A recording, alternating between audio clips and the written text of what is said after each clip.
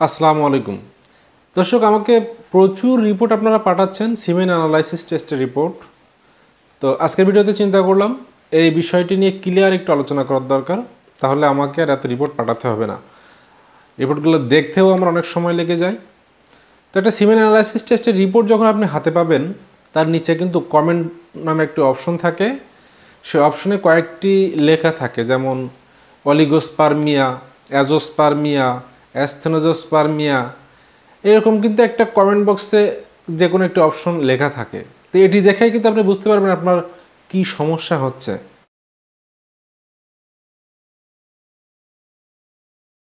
সিমেন analysis test কখন করবেন? স্বামী এবং স্ত্রী যখন 1 বছর পর্যন্ত চেষ্টা করেও সন্তান দানে সক্ষম হবে না, তখনই কিন্তু এই সিমেন অ্যানালাইসিস টেস্টটি করতে পারেন। সিমেন অ্যানালাইসিস টেস্টটি করবেন, করার পরে স্বামীর সমস্যা নাকি স্ত্রীর সমস্যা সেটি বুঝতে পারবেন। তো এই টেস্টটি কিভাবে করবেন একটু আলোচনা করে নেই। এই টেস্টটি করার পূর্বে অবশ্যই আপনাকে 5 থেকে 7 দিন স্ত্রীর সঙ্গে কোনো প্রকার মেলামেশা করা যাবে না। এমনকি আপনার নিজের ক্ষেত্রেও হস্তমৈথুন বা অন্য কোনো উপায়ে বীর্যপাত করা যাবে না। যদি আপনি এটি করে থাকেন তাহলে কিন্তু আপনার রিপোর্টটি সঠিক নাও আসতে পারে। যদি এরকম সন্দেহাতীত কোনো কিছু মনে হয় তাহলে কিন্তু আপনি রিপোর্টটি আবার রিপিট করবেন, কারণ একটা ভুল রিপোর্টের কারণে আপনার বড় ক্ষতি হয়ে যেতে পারে। এবং এই সিমেন অ্যানালাইসিস টেস্ট যখন করবেন অবশ্যই এটি একটি ভালো ল্যাবরেটরিতে করবেন, যাতে রিপোর্টটি ভুল আসার সম্ভাবনা খুবই কম থাকে। এবং সিমেন্টটি অবশ্যই আধা ঘন্টার ভিতরে, আপনি যদি বাসা থেকে সিমেন্টটি নিয়ে যান, অবশ্যই আধা ঘন্টার ভিতরে আপনাকে ল্যাবে এটি পৌঁছাতে হবে, নাহলে কিন্তু আপনি সঠিক রেজাল্ট নাও আসতে পারে। তো আপনি সিমেন্ট অ্যানালাইসিস টেস্টের জন্য আপনার সিমেন্ট জমা দিলেন।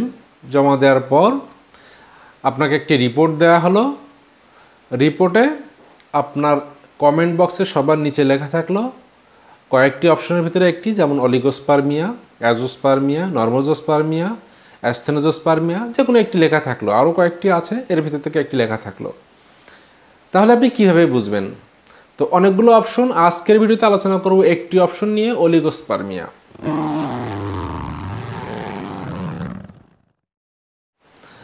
তাহলে অলিগোস্পার্মিয়া প্রথমে কি আমাদেরকে একটু জেনে নিতে হবে। WHO মতে আমাদের বীর্যে বা যে সিমেন্ট থাকবে সেটার ভিতরে প্রতি মিলিলিটারে যদি 15 মিলিয়নের কম শুক্রাণু থাকে তবে তাকে অলিগোস্পার্মিয়া বলে।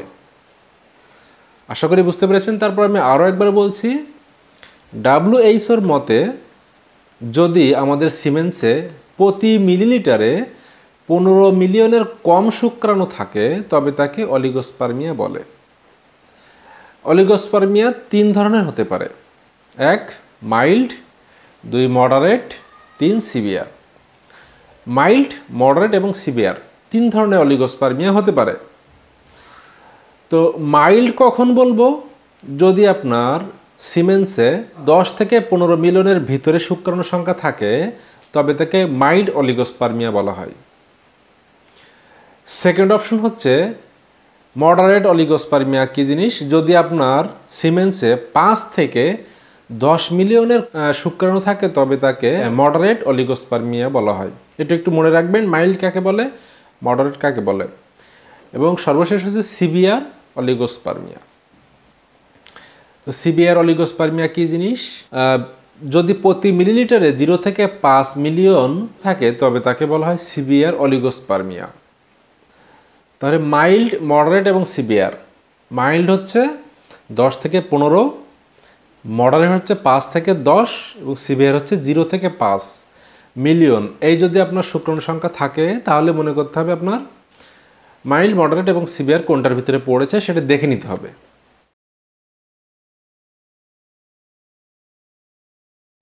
এখন ধরলাম আপনার রিপোর্টটি মাইল্ড অলিগোস্পার্মিয়ার ভিতরে পড়েছে, তখন কি হবে? আপনি কি বাবা হতে পারবেন কিনা? হ্যাঁ, যদি মাইল্ড অবস্থায় আপনার অলিগোস্পার্মিয়া হয়ে থাকে তাহলে এটি ঠিক করা সম্ভব, মানে আপনি বাবা হতে পারবেন। এক্ষেত্রে আপনার কিছু ঔষধ এবং ডক্টরের পরামর্শ নিলেই আপনি সুস্থ হয়ে উঠবেন। এখন মনে করলাম আপনার মাইল্ড হয়নি, আপনার মডারেট অলিগোস্পার্মিয়া হয়েছে। তার মানে আপনার বীর্যে 5 থেকে 10 মিলিয়ন প্রতি লিটারে শুক্রাণু রয়েছে। এক্ষেত্রে যদি এরকম আপনার রিপোর্ট আসে তাহলে আপনি বাবা হওয়ার সম্ভাবনা রয়েছে, কিন্তু সমস্যা হবে। আপনি বাবা হতে পারবেন কিন্তু সমস্যাও রয়েছে। তার মানে 50-50, বাবা হওয়ার সম্ভাবনা এবং সম্ভাবনা নয়, এর ভিতরে মাঝামাঝি অবস্থানে আপনি থাকলেন। চিকিৎসা করার পরে ভালো হওয়ার সম্ভাবনা রয়েছে, তবে সেটি নির্ভর করবে আপনার কিছু অভ্যাসের উপরে। এখন ধরলাম আপনার রিপোর্টে মাইল্ড আসেনি, সিভিয়ার অলিগোস্পার্মিয়া আসলো। তো যদি সিভিয়ার অলিগোস্পার্মিয়া আসে, অর্থাৎ আপনার বীর্যে প্রতি মিলিলিটারে 0 থেকে 5 মিলিয়ন শুক্রাণু থাকে, তাহলে আপনার বাবা হওয়ার সম্ভাবনা খুবই কম। এক্ষেত্রে আপনার ডক্টরের পরামর্শ নিতে হবে। ডক্টর আপনাকে সাজেস্ট করবে আপনি কিভাবে পরবর্তীতে বাবা হতে পারবেন।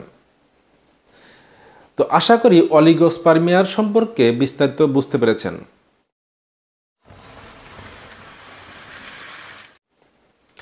এখন একটু জেনে নেই আমরা এই অলিগোস্পার্মিয়া কি কি কারণে হয়। যদি আপনি বুঝতে পারেন যে অলিগোস্পার্মিয়া এই কারণে হয়ে থাকে, তাহলে সেগুলো যদি আপনি অ্যাভয়েড করেন, তাহলে কিন্তু অবশ্যই আপনি এই অলিগোস্পার্মিয়া রোগ থেকে মুক্তি পেতে পারেন। তাহলে অলিগোস্পার্মিয়া হওয়ার পিছনে অনেকগুলো কারণ রয়েছে, তার ভিতরে আমি 7টি কারণের কথা বলবো। প্রথম যে কারণটি রয়েছে সেটি হচ্ছে ভ্যারিকোসিল। তো ভ্যারিকোসিল কি জিনিস? শুক্রনালী আমাদের রয়েছে, সেই শুক্রনালীর শিরাতে যদি টিউমার জাতীয় কোনো কিছু হয়ে থাকে, তাহলে আমাদের অন্ডকোষে রক্ত চলাচলে ব্যাঘাত ঘটে।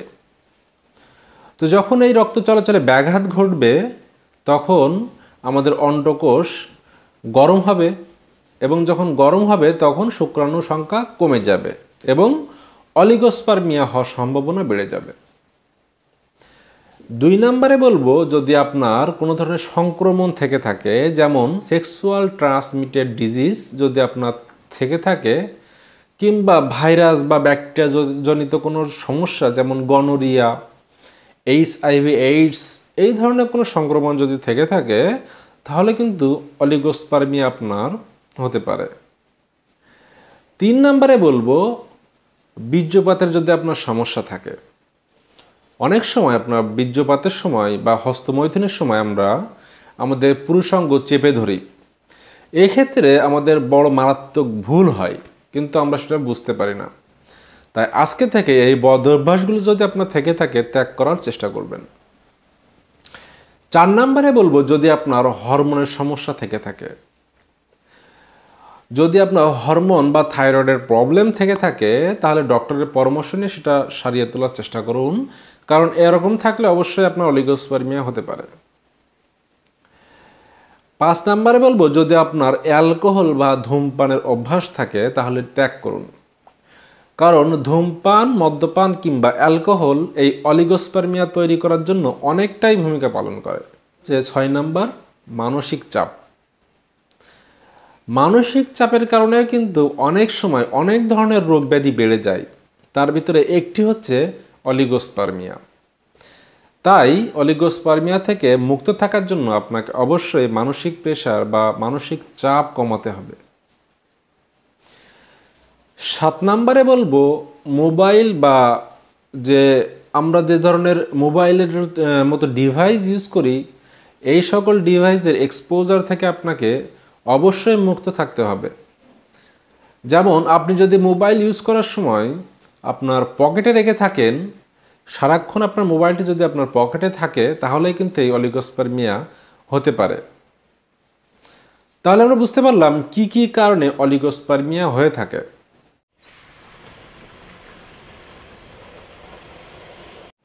এখন তাহলে আমরা জেনে নেই অলিগোস্পার্মিয়া হওয়ার পর আপনার কিভাবে চিকিৎসা করবেন বা কিভাবে আপনি চিকিৎসা নেবেন। অলিগোস্পার্মিয়া হওয়ার পরে যদি আপনি জানতে পারেন এটি ভ্যারিকোসিলের জন্য হয়েছে বা শুক্রনালীর টিউমারের কারণে হয়েছে বা কোনো বাধার কারণে হয়েছে, তাহলে এটি আপনি সার্জারির মাধ্যমে ঠিক করতে পারবেন। ডক্টর আপনাকে সার্জারি করে এটি আবার আগের মতো করে দিবেন এবং আপনার এটি ঠিক হয়ে যাবে। এরপরে বলবো, আপনার জীবনযাত্রার মান অবশ্যই পরিবর্তন করতে হবে। খারাপ অভ্যাসগুলো ত্যাগ করতে হবে, ভালো অভ্যাসগুলো আপনাকে বেছে নিতে হবে, ব্যায়াম করতে হবে এবং পরিশ্রম করতে হবে। তাহলে এটিও এক চিকিৎসার মধ্যে একটি পড়ে যে আপনি অলিগোস্পার্মিয়া থেকে চিকিৎসার জন্য এটি একটি গুরুত্বপূর্ণ। জীবনযাত্রার মান অবশ্যই পরিবর্তন করা। আরও একটি বিষয় হচ্ছে, হরমোনের সমস্যা যদি আপনার থেকে থাকে অবশ্যই ডক্টরের পরামর্শ নিয়ে হরমোনের চিকিৎসা করুন। এবং সর্বশেষে যদি মেডিসিনের কথা বলা হয় তাহলে আপনাকে কিছু মাল্টিভিটামিন, অ্যান্টিঅক্সিডেন্টের মাধ্যমে প্রথমে অবস্থায় দেখে নিতে হবে যে আপনার এই শুক্রাণুর সংখ্যা বাড়ছে কিনা। যদি বাড়ে তাহলে এটি কন্টিনিউয়াসলি কিছুদিন খেতে হবে। খাওয়ার পরে যদি একটি স্বাভাবিক অবস্থায় যায় তাহলে ট্রিটমেন্ট শেষ। যদি তাও না বাড়ে তাহলে ডক্টর অন্য চিন্তা করে আপনাকে ট্রিটমেন্ট করবেন। তো ভিডিওটি যদি ভালো লেগে থাকে সবার সাথে শেয়ার করতে পারেন, চ্যানেলটি সাবস্ক্রাইব করে রাখতে পারেন। পরের ভিডিওতে আলোচনা করব অ্যাজোস্পার্মিয়া সম্পর্কে। ততক্ষণ সাথে থাকুন। আজকে এখানেই, আল্লাহ হাফেজ।